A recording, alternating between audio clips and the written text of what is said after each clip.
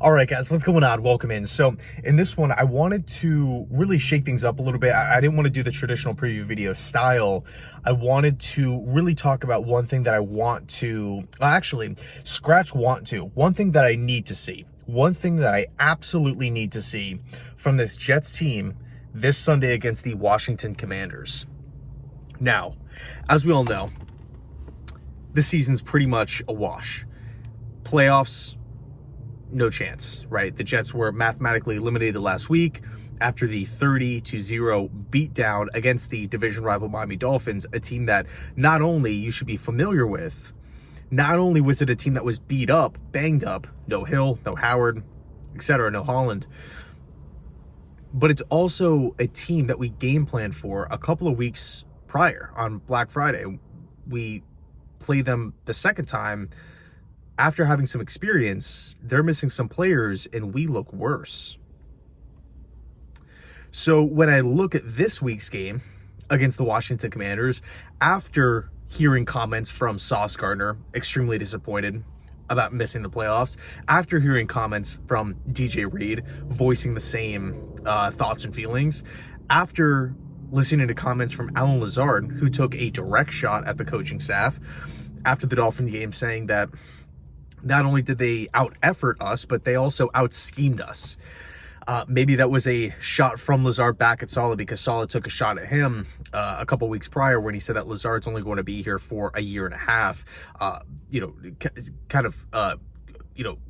glazing over the fact that Lazard signed a 4-year contract. So, God, what a complete disaster. But in any case, the one thing that I need to see from this Jets team this Sunday against Washington, and Washington, ironically enough, they remind me that they're kind of like the NFC Jets, because they have coaching question marks. They have it's a team that, like, despite them having a bunch of young, really, really good football players, Jonathan Allen, Daron Payne, Jahan Dotson, one of my favorite young wide receivers in football, Terry McLaurin, like that. Like, you look at the Commanders roster, they have some nice pieces, nice pieces. I like Curl at safety. Like, I like some of these, I'm a big fan of some of these Washington Commander players, as far as like the guys on, rookie deals and whatnot. Like, they have some talent, but one side of the football is absolutely horrendous. The defense. The Commanders roll out the 32nd ranked defense in all of football, and it's similar to the Jets. They're kind of like the anti-Jets, right? Because the Jets have a bunch of young core players. We have a bunch of coaching question marks. Our defense is fine, just like the Commanders' offense is under Eric Bieniemy and Sam Howell, who's just throwing like tons and tons of passing yards per game. But the Jets have the worst offense in football, and it's holding them back. It's keeping them in the mediocrity range.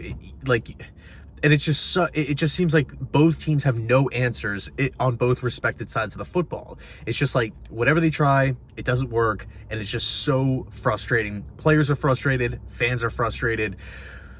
And one thing I can't say about Washington, because I don't know their situation too much, but at least from the Jets' perspective, from an organizational perspective, top down, it doesn't really seem like they care. Anybody cares. From ownership down to management, down to the coaching staff, everybody's focused on 2024, not the players. Rodgers maybe, but that's understandable. But again, ownership, management, coaching staff, it seems like they're obsessed with talking about 2024, or stories and reports and rumors. Devontae Adams here, Aaron Rodgers coming back there. We have to rebuild the offensive line. We've been hearing that for 5 years, 6 years. We got to rebuild the offensive line. How long does it take? How long does it take to rebuild an offensive line? My Lord, right? Douglas was brought in 2019, and our offensive line is awful. It is absolutely awful. And pass blocking is just half of it. We can't run the ball worth anything. We can't. So anyway, the one thing that I really, really need to see from this Jets team is fight.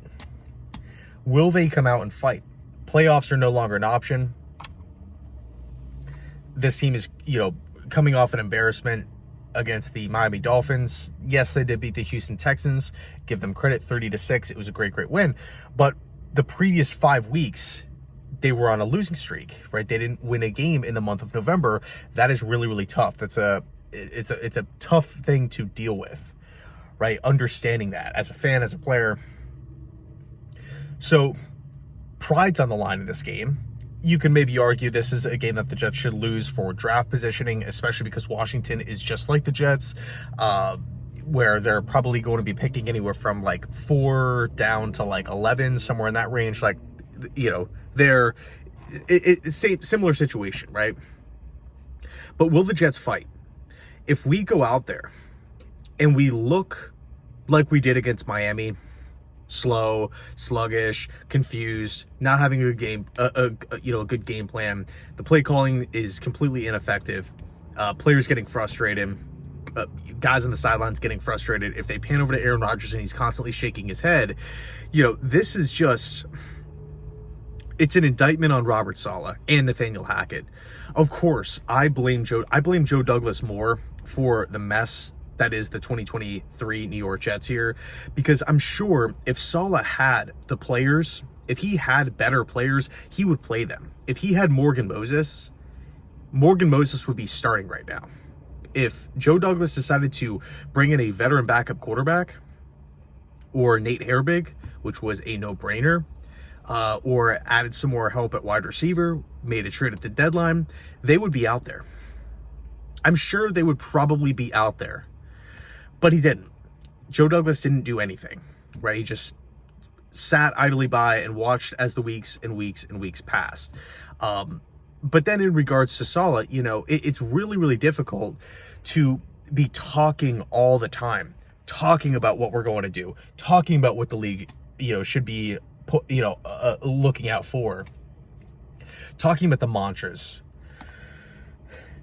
The Jets just don't back it up. We just don't back it up. The one thing that we do back up is performing against really, really good quarterbacks, the Mahomes, the Jalen Hurts, the Josh Allens of the world. But other than that, it's like all gas, no brake. We literally play the opposite. We start slow every week. We are confused every week. All gas, no brake. To me, that's like start to finish, play whistle to whistle, snap to snap. You're in every single down. Everybody knows exactly where to be, exactly what to do in every single play, and you're playing at 110%. The Jets, again, they play the opposite. They don't know what to do. I can't even dive into it right now. But anyway, the whole point is the Jets cannot go out there and lay another egg. Why? And I'm not even talking about win-loss, right? If the Jets win, great. If the Jets lose, it doesn't even matter at this point. What I need to see is the players actually fight for Saleh. If they don't, and it's another, just lackadaisical performance and a ton of confusion. We're 16 weeks since the NFL season. How is there so much confusion offensively? I refuse to believe that Nathaniel Hackett's offensive system is too difficult for everybody in Denver to learn and everybody with the New York Jets to learn. It's quarterback after quarterback, team after team now. The only person that can run Nathaniel Hackett's system is Aaron Rodgers. Well, Aaron Rodgers will be fine with any other offensive coordinator in football. Aaron Rodgers is not going to the Hall of Fame because of Hackett. He's a future first ballot Hall of Famer without any of these guys. He does not need Hackett. So, if you're constantly throwing out a system that nobody can run outside of a future first ballot Hall of Famer, chances are the system's not that good. It's not. So, if the Jets, again, go out there and they lay another egg, they don't show that fight, it tells me that there's no hope, there's no belief from the players in the staff, and I don't blame them. There's no accountability, there's zero leadership, nobody cares, again, from the top down, it seems, and everybody's focused on 2024, and they're acting like these players are machines, or they're Madden players. Oh, well, Sauce Gardner's going to be here next year, and he's going to be great. Garrett Wilson's going to be here, he's going to be great. Breece Hall is going to be here, he's going to be great. Where is the morale factor in this whole thing? You think if Nathaniel Hackett comes back, Garrett Wilson gets word, Hackett's coming back, looks down at his phone, whatever the case is, he's probably going to roll his eyes. He's not going to be happy. He's not. Breece Hall, not going to be happy. How many times after games, after losses, do we hear these frustrated comments after games? I mean, Lazard is not even performing. What does he have, 200 receiving yards in the season? Maybe 300 receiving yards in the season? And he's already out here criticizing the coaching staff?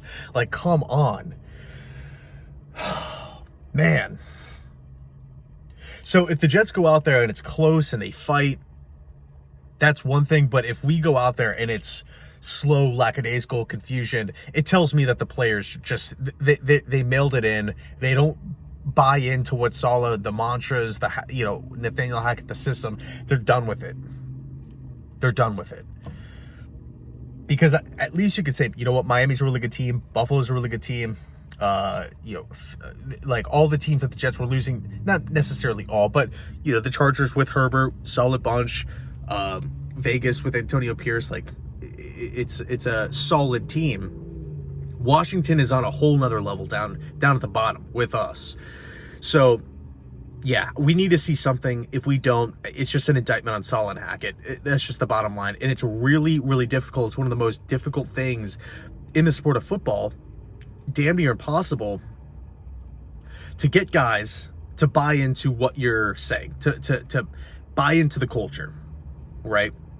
And then for the culture to not go well, for you to not necessarily sell out as a head coach, but to not practice what you preach as far as accountability, as far as like the whole all gas, no break thing, then you go ahead and you lose the locker room, right? Guys are looking at you all of a sudden as just like a boss or a figurehead, just somebody who's talking, not as an actual guy that they believe in. And again, this goes for both Saleh and Hackett. It's hard to get into that, in that territory, and then to get guys to buy back in to the same mantras. You see what I'm saying? So it's really, really difficult, especially if you're dealing with veteran players. And also, just, this is something that I feel like needs to be talked about more. We've wasted